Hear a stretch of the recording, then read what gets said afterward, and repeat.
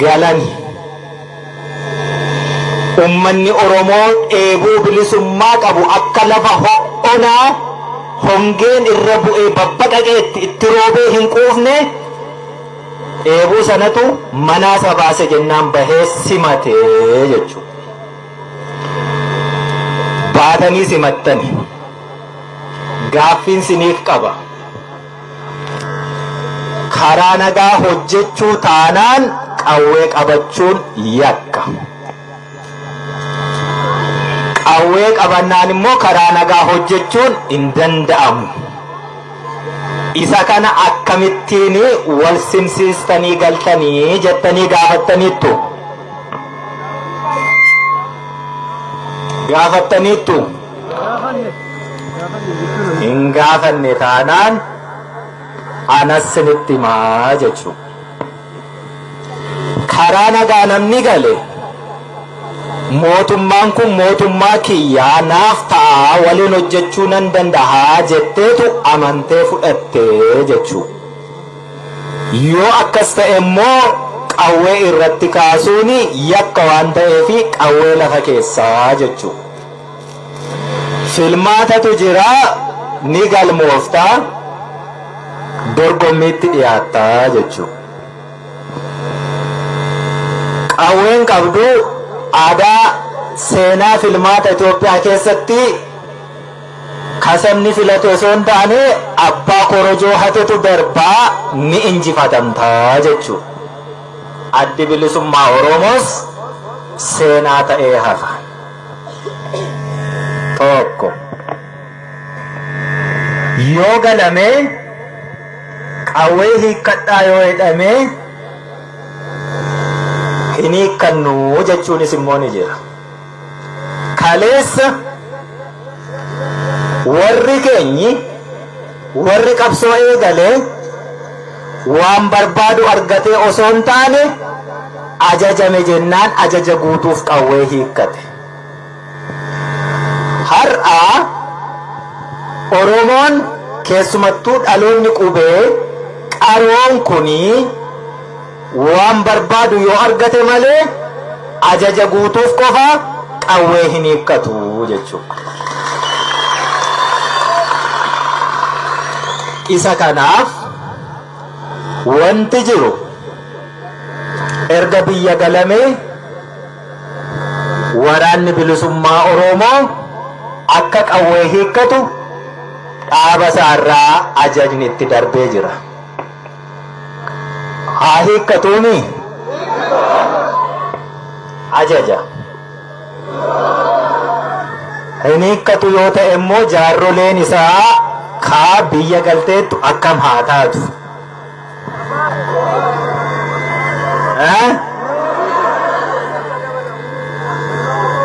Asirratti burjaaja'insa dhalatu oolchuuf jechanii siyyaamee jechuudha. Miiraan wanti hojjetamu hin jiru yookaan emotional taanee wanti hojjennu tokko iyyuu hin jiru. Haqa jiru walitti himneetu yookaan waliin umuu yookaan immoo waliin dhaabbannee qabsootti fufuu.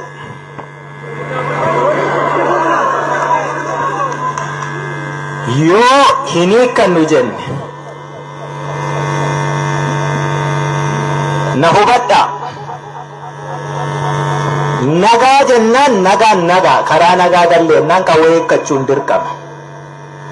Hin hiikkannu lolatti fufnaa jennaan immoo jaarroleen keenya yookaan nu haaluu qabu jechuudha. Waraanni bilisummaa Oromoo inni hidhatee jiru waraana keenya miti jechuu qabu. Yoo kun dhufe ummanni Oromoo jaarrolee keenya dhaggeeffate nuti shiftaa taaneetu daggala jiraannaa jechuudha. Jechuu mitiire akkas jechuudha. Yookaan jaarroleen sun hiikkadhaa waan jedhan fudhattanii isaan waliin qabsoo karaa nagaa itti fufu. Yookaan haala kamuu keessatti waraanni bilisummaa Oromoo ajaja sana cabsee lolatti fufataanaan na waliin lolii jechuudha.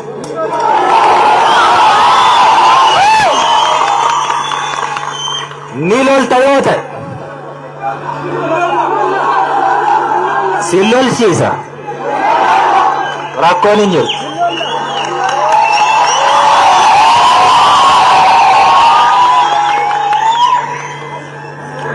Yoosin hiikkadha bilisoomneerra hin feenu jettani ani immoo gafarsa leenca jaldeessa karkarroo booyyee bosonuu kuruphee weenni daggala jiruun bilisa baasaa jechuudha. Siniin galle isin bilisa ba'uun barbaannu yoo jettaniyyuu qawwee kiyyan hiikkadhu leencaaf qeerransa kiyyan bilisa baasa. Mukti Oromootu bilisoomuu qaba. Wareegama kafalaa ture. Gudeelcha meeqa qirrinneetiniini diina danqaa ture. Isan bilisoomsa yoo ati bilisummaan feetu ta'e. Nu qawween hiikkan. Namni nutti miine. Dhiigaaf lafeetiin hiikkanne. Eeyyee. Namni nutti dhen jiru, namni nurraa hiikun jiru. Kun ejjennaa waraana bilisummaa Oromoo zoonii hundarra jiruuti. As qofaa miti jechuudha. Nuti waan barbaannu qabna. Waan manaa baaneefii qabna. Qawwee kan nutti dhe Oromoo ilmaan isaa hagabsee kiisii isaa qullaa godhee gumbii isaa onsee deegee dafqa illee keessaa xuruursee qawweenan keessan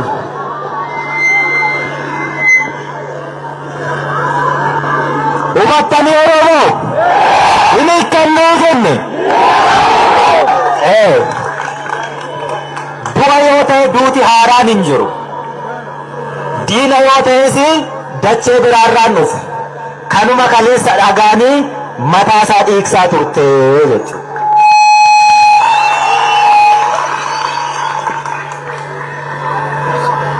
Kanaafuu gataay taa gadi. Kanaafuu yeroo naasaa kiyya jalqabe komiin sinirraa qabateera quba qabduumi. Xiqqoo waa sinii ibsuun barbaadeetiniini haasaa biraatti goree sarara yookaan kallattii haasaa kiyyaa hin daganne. Komiin an sinirraa qabu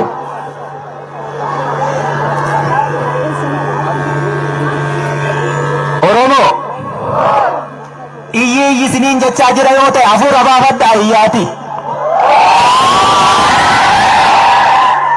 Amma immoo callisa akkas wal dhageenya jechuun isa kana. Wal dhaga'uu ishii wal dirqii osoo hin taane wal dhaga'uu ishee gaafa cinqii. Komiin sinirraa qabaami. Na dhaga'e ka komiin kiyya maal? Furmaata kaa'annee deemna waan ta'eef. Namni sa'a qabu tokko sa'a isaa dheechisuu yoo danda'a ta'e kalootti haamee dhoqqeesaa jalaa haruu danda'a yoo ta'e bineensarraa eeguu danda'a yoo ta'e dallaa itti ijaaree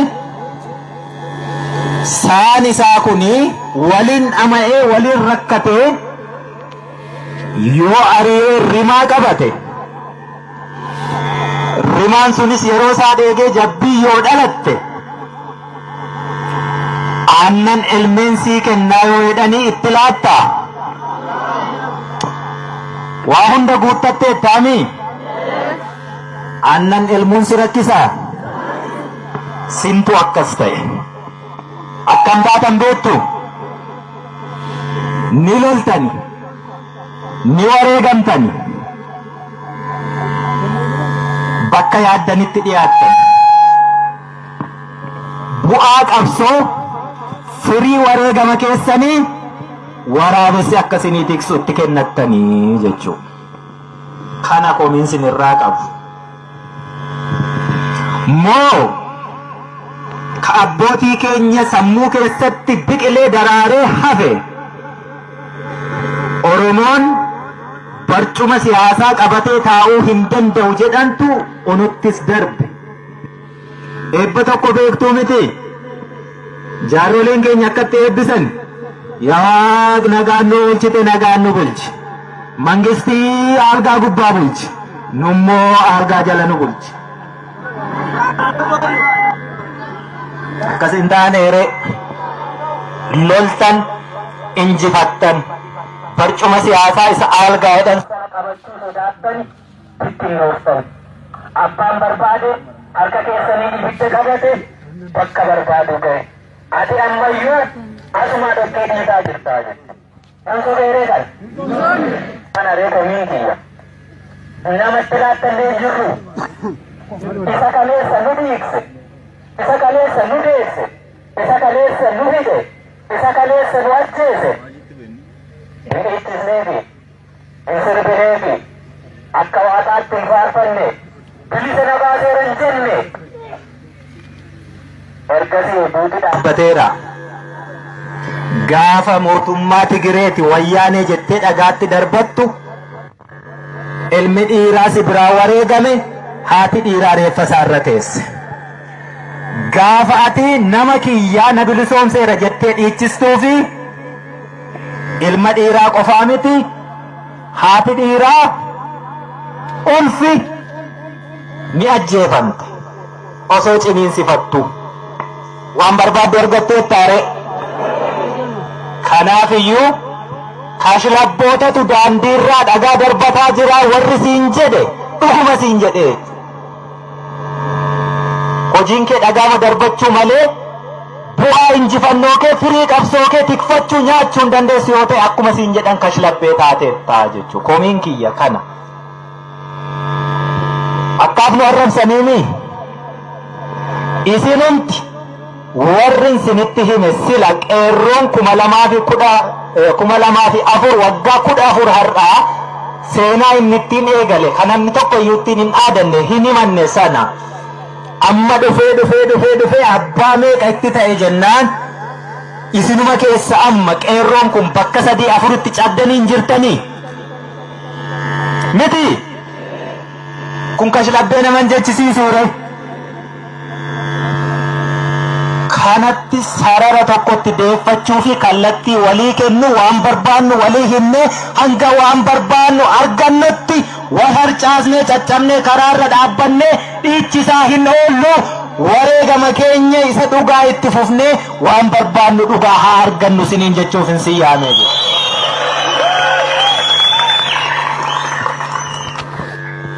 Hubattanii miti? Eessa? Gaafa lolaa, gaafa du'aa, gaafa abiddaa situ keessa jira. Gaafa bal'inaa, gaafa tolaa, gaafa qananii seetiin balbala irratti si ittisanii.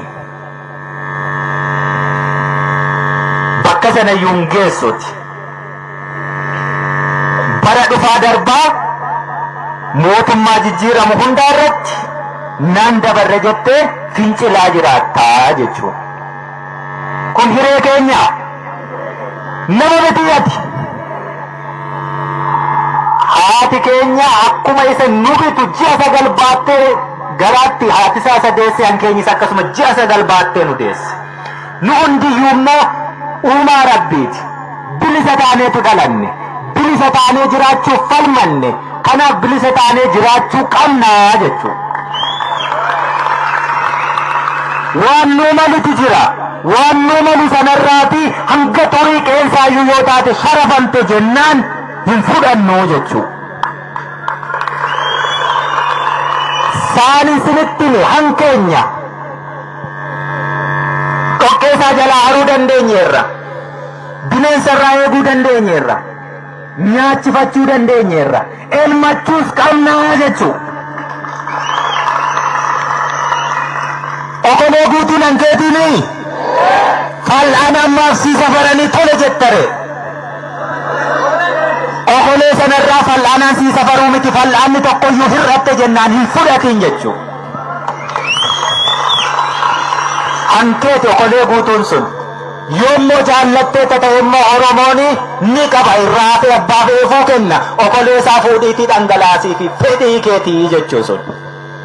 An kanaachi kan kee irratti namni abbaa ta'ee safaree siin kennu. Nu kataane amma kana jechuu. Yeroo hundaan sinitti hima. Buna beektu miti kam wallaaltu ni qottaa keessa gangalataa ooltati. Maal lugde yoona kana qola bunaa. Warri buna hin beekne baalli isaatu maal akka fakkaatu maal luga yoona kana. Ishira isaa sanuuyyuu buna isa eessaa jedhaniitiin nama ogummaa qabu dhamdhamsiisanii. Kanaaf nuti rabbitu akkasittiin dhama'ii buli malee waan dhamaate firii dhamaatii kee nyaadhuu bulii nuun hin jedheetiniin nuun eebbisne abaarsa qabnaa nu. Abaarsa hin qabnu nutu akkas of godhee jechuu. Bakka adda addaatti wal caccabsitanii wal qooddanii qeerroo haaromsaa, qeerroo bilisummaa, qeerroo maaliyyoo abboo qeerroon tokkitti qeerroo bilisummaa Oromoo qofaa beekna nu. Kan ati kaleessa dhagaatti darbataa turte atuu haaromi jetteetu qeerroo haaromsaa siin jechuutti jira jechuu. Kan ani kaleessatti dhukaaseetiin manatti galcheetu har'a na hiikkachiisuuf deemaa jira jechuu. Eenyutu natti hidhe akkamittiin na hiikkachiisa? Nuti beeki lollee miti yoo iddoo tokko dhaabbanne argineerra waliinuu ittiin oonneeyyuu ni injifanna. Diinni keenyis kana ni beeka. Kanaaf bakka hundaatti gargar nu qoodaa oolaa jechuudha. Oromoon galaana irra dhangalaanaa jechuudha. Kanaafuu hin hiikkannu waraanni bilisummaa Oromoo eenyuyyuutti hin hiine hiikkachuusi hin danda'u. Marii sana keessas hin jiru. Erga inni hiikkattu ta'ee sin nyaachisu sin obaasu na keessan sosso'iinii naan jechuu dandeessa. Kaleessa iyyuu ani hidda mukaa nyaachaan ture. Situ dammaqee na nyaachise jennaaniin har'a biddeen nyaadhe malee. Ammas yoo jette hidda mukaa nan dhowwattu. Kophee kiyya guggubee nyaadha. Ati bilisa ga'uun feetu mukaa fi bineensa kiyya bilisan baasaa jechuu. Qananii namaatiin olee jiraatu bineensi. Hanga bineensa hanqattaa Oromooti. Hanga bineensa hanqattaa biyya faranjiitti beeki. Sareeni jireenya nuti asii jiraannu caalaa jiraatti. Sammuu dhabne biyya keenyatu qabeenya hin qabu. Beekumsa dandeetti nama dhabne maal dhabdere? Bilisummaa dhabde taanaan sanaaf carraaqqataan jirtu. Yennaa bira geessu maaliif harkaan qabachuu dadhabdee namatti laattattaa? Namatti laattatiin hin siin jechuutti jira. Bakka adda addaatti hin caccabiin hin siin jechuutti jira. Akkuma gaafa duutuu sanaa wal hammadhuutii du'e har'as.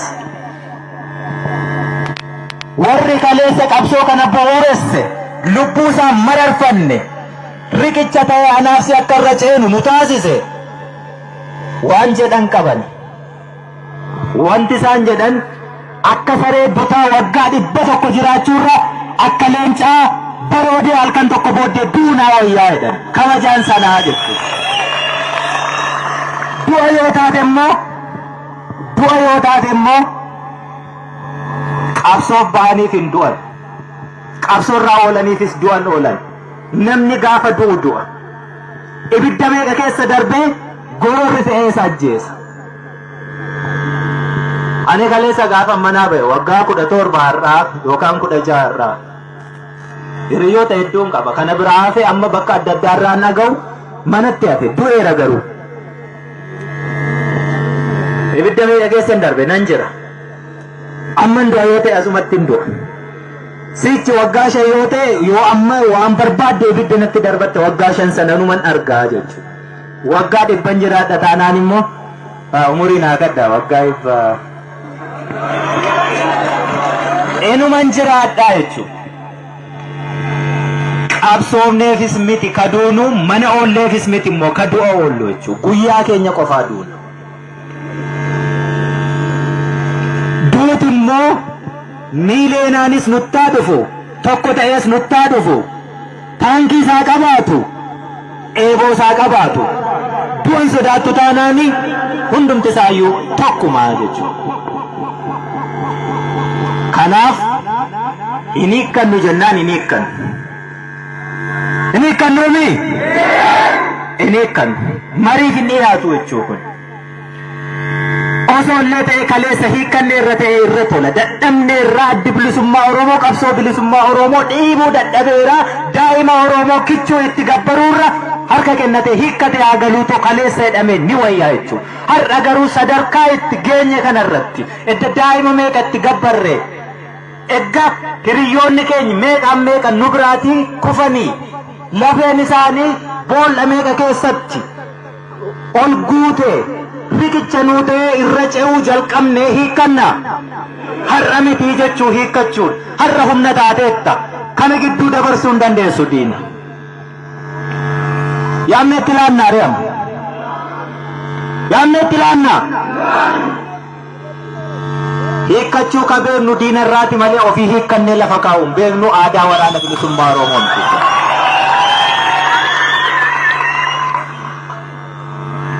Galaanaa irra dhangalaanaami bakka jirtutti hin dabarsiinii jechuudha.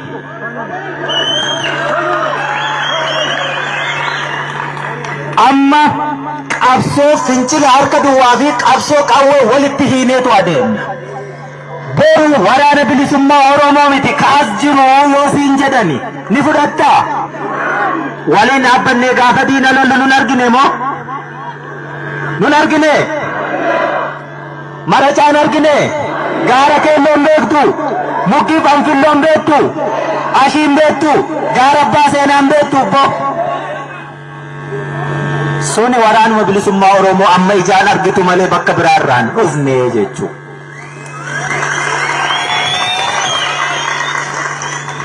Inni kun wacuu fi iyyuu qofaatiin hin raawwatu. Wanti har'asitti wal waamneefi yoo boru hin hiikkannu jechuu keenyaatiin diinni nutti dhukaasuu jalqabate beektaamee waan gootu qeerroo ani obee waanan godhun beeka ati qeerroonis waan gootu beekta waan goonu immoo waliin goonaa jechuudha.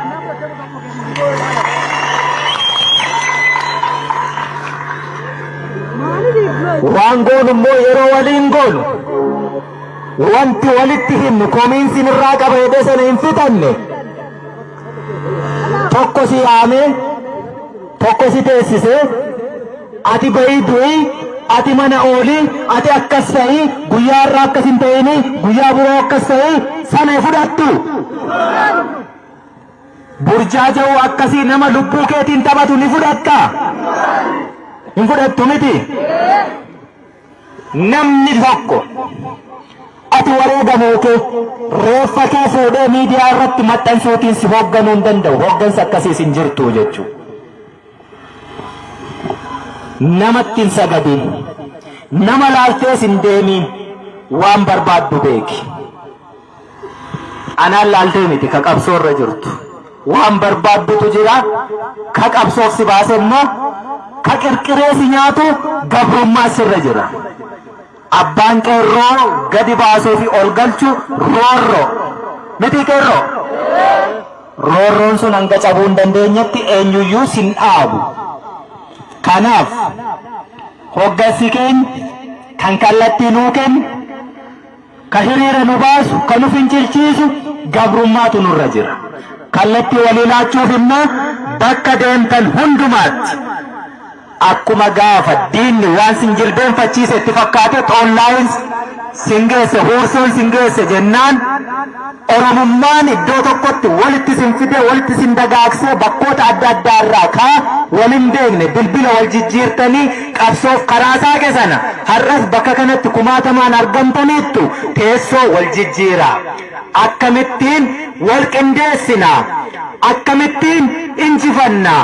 Akkamittiin bakka kamitti yoom wal yaamnaa isa jedhu mataa qabdaati. Diidaa nama laaleen nama birrii sirraa guuree miidiyaa banatee achirratti reeffa kee maxxanse jennaan dhugumaan naa yaadu sitti fakkaate har'a garuu ibidda keessatti si waliin hin dhaabbanne. Gowwummaan keenya kanaa jechuudha. Miti amma qaa namaa dha'uun barbaadu.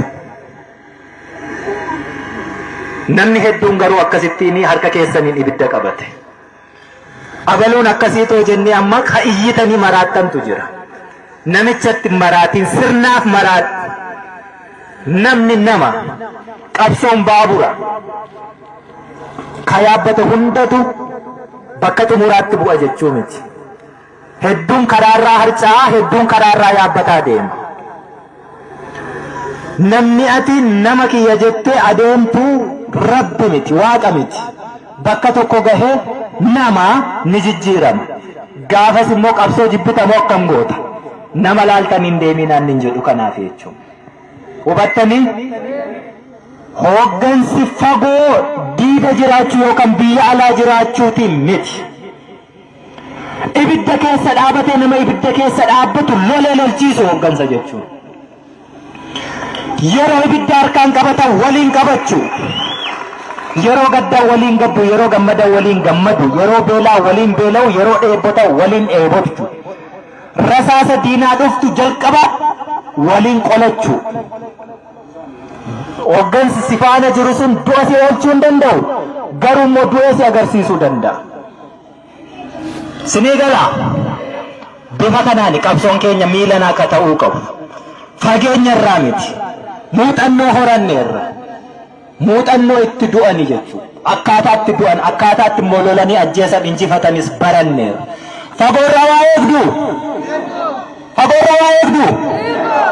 Asuma jiraami. Waraanni bilisummaa Oromoo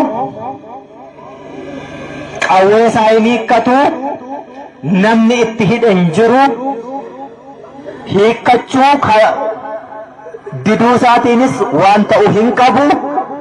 Bakka kanatti namni tolanuu kenne hin jiru jechuudha. Unoofsi asitti kan wal nu qabe eeyyama eenyuuti? Eeyyama eenyuuti Oromoo? Eeyyama eenyuu miti. Humna keenya, injifannoo keenya asitti walitti nu qabee jechuudha. Soba tokkoyyuu hin qabu kun. Namatu nuu hayyame miti. Kaleessa maa nurraan hiikkanne. Lolaan nurraa hiikkachuu dadhaban jennaan malaan nutti deemaa jiranii jechuudha. Malee isaa wanti barbaannu argamee miti. Sinii galee nu lolaa turaniini. Nu lolaa turaniini. Dadhabanii miti.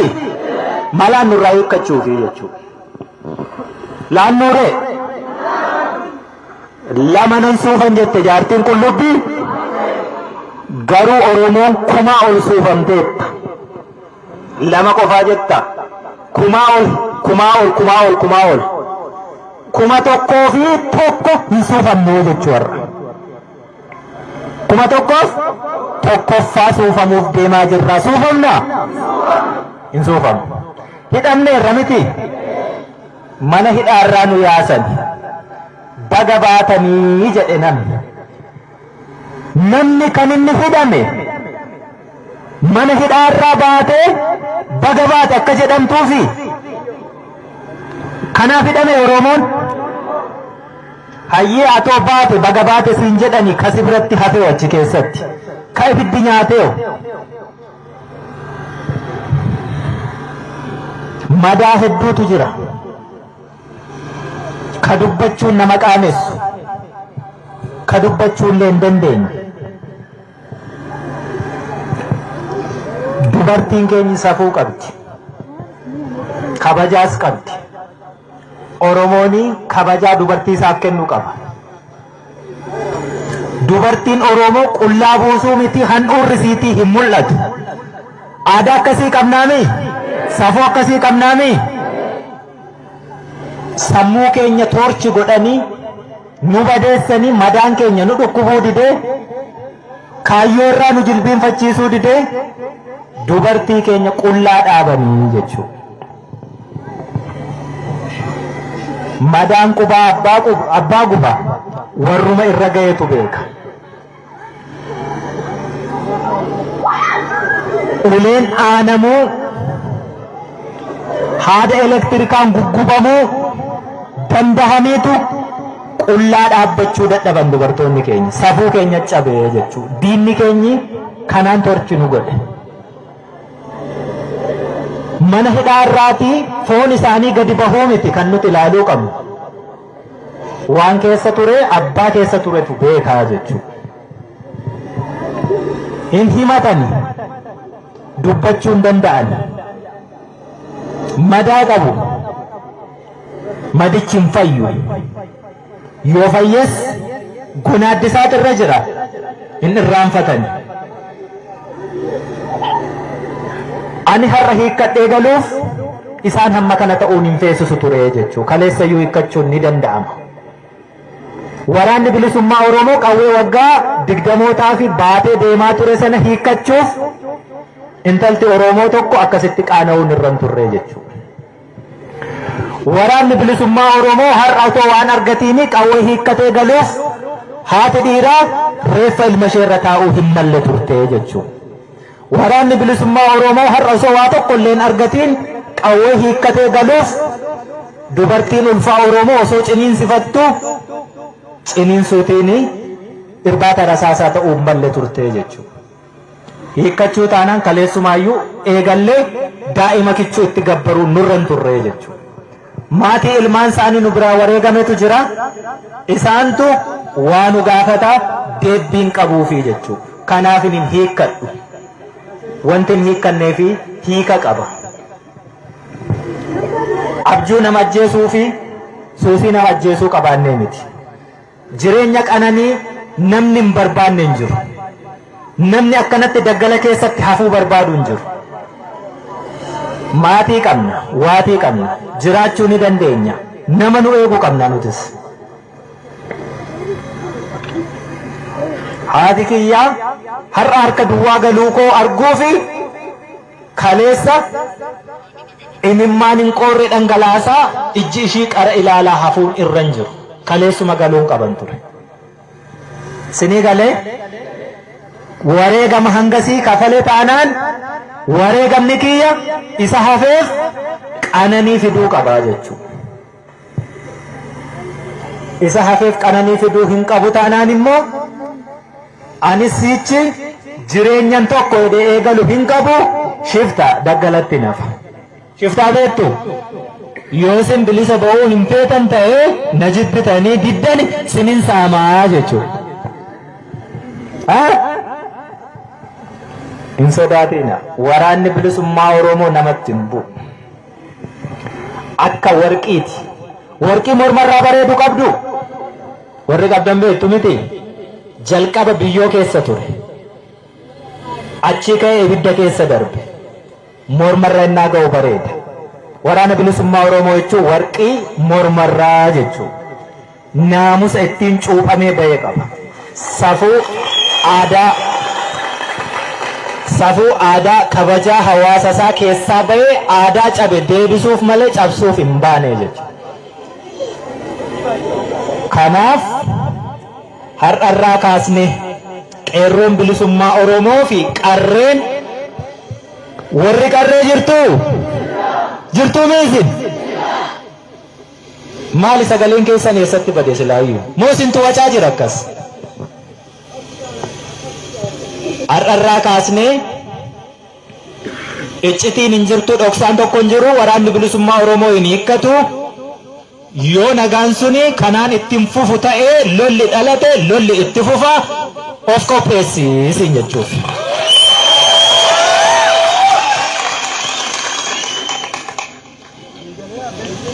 Isa kanaafu qawwee hidhatanii loluu qofaa miti lolli. Galaa baatanii deemuun lola. Odeessa kennuun lola. Rasaasa bituun, boombii bituun, qoricha bituun, nyaata bituun lola. Inni qawwee hidhatee daggala taa'u jaama. Yoo ati ija taatee qaroosaa taatee daandiin argisiisne bakkatti diina rukuchuu danda'u hin qabu. Kanaafiyyuu hunda keenyatu qawwee baata miti. Qalamarraa kaasee hanga qawweetti lolli keenya. Akkasumatti Oromoo. Dhagaa darbachuurraa kaasee hanga boombii dhoosuutti jechuun lolli keenya. Kanaafiyyuu ammarraa kaasnee yoo ni barbaadama ta'e fincilatti deebina.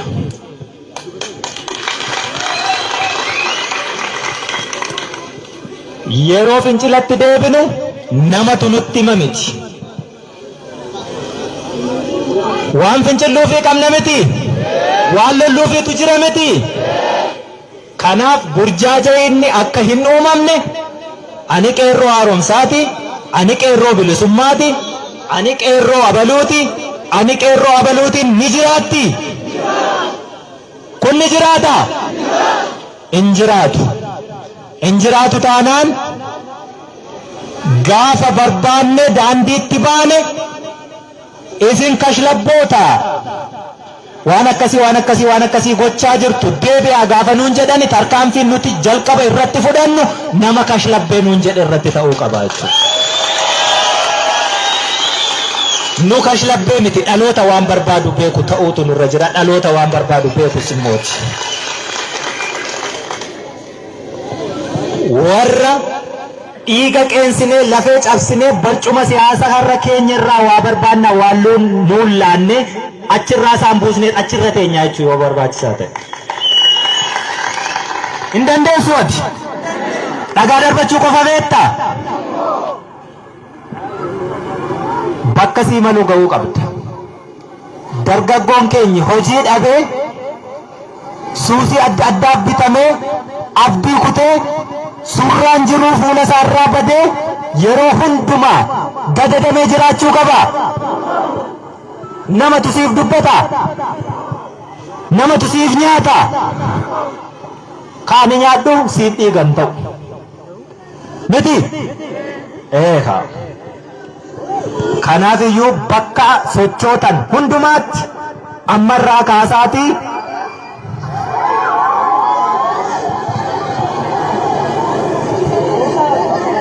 maal taatan beekaa waliin darbatiina waliin dhiibiina achumatti dhaabbadha.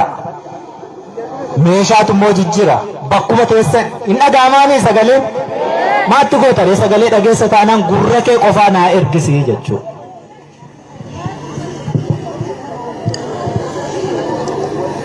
Cunqursaatu hammaate roorroo sin tuttuqe gabrummaa xiyyiyyii jedhe iyyii baafadhu. Qorichaa jechuudha. Namni yoo boo'e yoo iyye irraa hir'ata.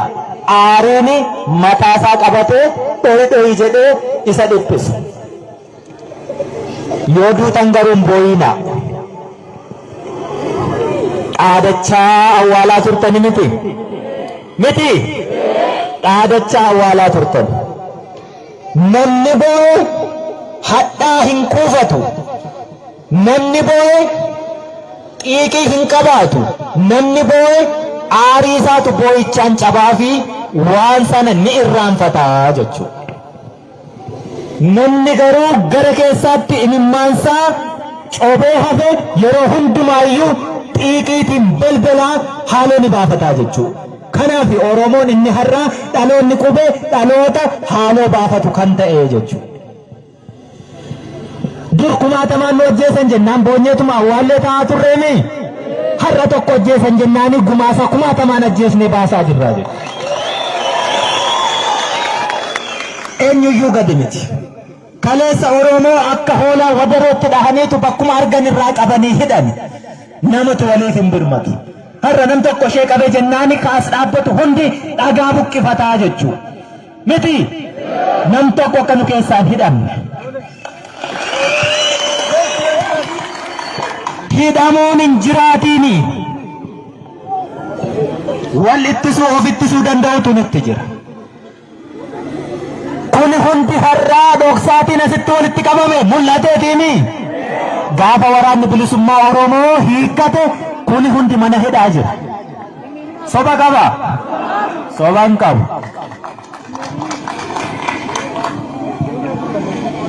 Dur dhoksaatiin hojjetaman maadda jechuu beektu miti. Dhoksaan wal ijaaree iccitiin wal ijaaree halkan gufuun isa dhaanee dhokateetu waraana bilisummaa Oromootti deema. Dhokateetu waa hojjeta. Har'a sun hin jiru. Shamarran peermusii baattee zambiila baattee nyaata keessa mul'atteet hojjetti. Maaliif waraanatu jira, humna qaba, ittisuu danda'a. Hoolaani abbaa qabdu dibu wala bulfattu waan ta'eef. Warra akkasittiin ofii of hagabsee nuun jiraachise qabsoo jiraachise kana boolla waraabessaa keessatti harcaasnee deemuu jechuun lafarratti yakkaan rabbi biratti cubbuu jechuudha. Kanaaf kan nuti hiikkan.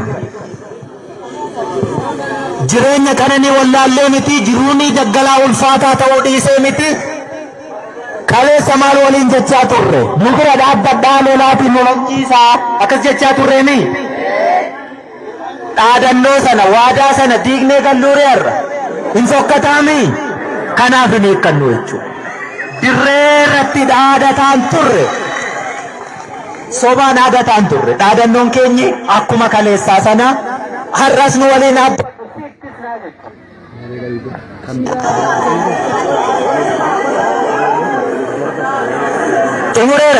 xumureera. Obsaa. Ga'eemi nuffitan. Aga'uumi. Ayyee. Kaan immoo kuni maali? Alaabaa maaliin dhufe? Dhiigaan. Maalirraa hojjetame? Carqii. Yoo ilaalle carqiini? Dhiiroo. Kun dhugaa carqii. Carqiin kan garuu waan bakka bu'u mallattoo bakka bu'u qaba. Alaabaa kana akka ammaa kana osoo hin taane bifa adda addaan caallee adda addaa fooxaa adda addaa irratti tolfattanii ittiin wareegama baasaa turtan itti hidhamaa turtan miti. Har'a baay'atee bakkee buute jennaan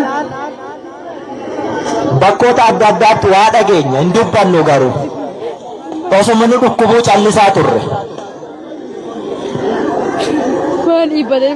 Bakka hedduutti alaabaa kana mallattoo keessan kan itti wareegamaa turtan kan wareegamaa keessan irrallee reeffa isaarra buustanii awwaalaa turtan kanillee siidaa isaa dhaabdanii siidaa isaa sanatti illee halluu kana kaastan irratti boccan isa sana iddoo hedduutti buustanii gubdanii quba qabduumii kan mallattoo keessan qaama keessan irraa foon keessan murtanii jechuudha. Kun carqi. Carqiin kun garuu warri tolche gaafa tolche mallattoo inni bakka bu'uu danda'u akeekee tolche. Moggaan lamaan maali? Diimtuu. Gidduun handhuurri ishee biiftuutu keessaan ifa. Urjii diimtuu qara shaniitu gubbaarraanii calaqqisa. Hiika qaba. Kana fannisuuf jettanii dhiiga dhangalaastanii lafa nagaatti immoo buuftanii gubdanii jechuudha. Miti fannisuuf dhiiga dhangalaaste. Erga fannistee immoo kabajaa dhorkite. Wareegama keetti bishaan naqxe. Ekeraa Oromoo kan si waliin ture hiree ati argattee fanniste sana si waliin dhaabbatee hin ilaalle sana gaddisiiste. Alaabaan kun moggaa lamaan diimaan wareegama ilmaan Oromoo dhiiga hanga har'aa dhangala'aa jiru. Moggaa lamaan diimtu gubbaa fi gajjallaa qaba. Gubbaaf gajjallaa qaba. Inni gubbaa umurii mul'isa. wareegamaa umurii jaarsa keenya kan miila sadiin deeme jaartii keenya hirkoo dhabde inni jala umurii daa'imaati daa'ima kichuu ka hin dhalatiin irraa kaasee hanga ijoollee sookkeetti akkasumas moggaa lamaan diimaan kun inni gubbaaf inni gajjallaa bara argisiisa inni oli bara durii Oromoon gaafa gabrummaa jalatti kufuu diddaa fi tokko jedhee qabsoo eegale ilmaan walloorraa hanga dhufee nu bira ga'eetti inni jala ammoo wareegama umurii ka ammaa isa amma iddoo amma dhaabbataa jirru odeessinurraa bakka biraarraa ammoo wareegama kafalamaa jiruuti argisiisaa jechuudha.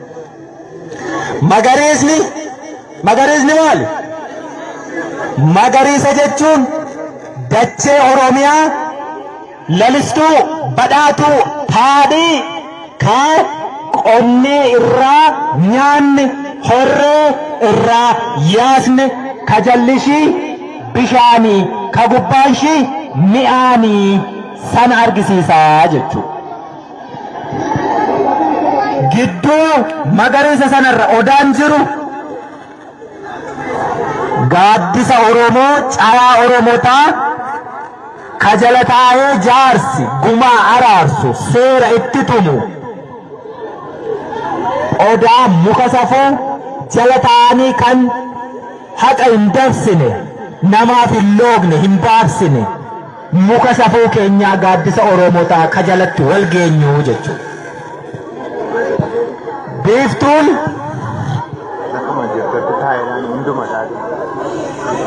ayyee yaadadhamneedhe namni waan ta'eef of kalaa xumuran ga'ee jechuudha. Yookaan immoo yoo itti fufnettan immoo yoo barbaaddu ta'e gattaa idduma jirtanitti namni hundiyyuu jechuudha.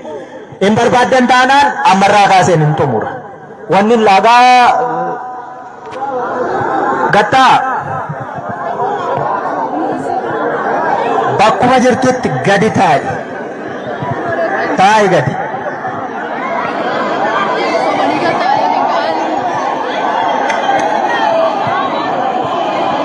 Tapha ijoolleen taasisiini kaa taa'i gadi bakkuma jirtutti. Gaduma quppana iddoo jirtanitti hundi keessaniyyuu.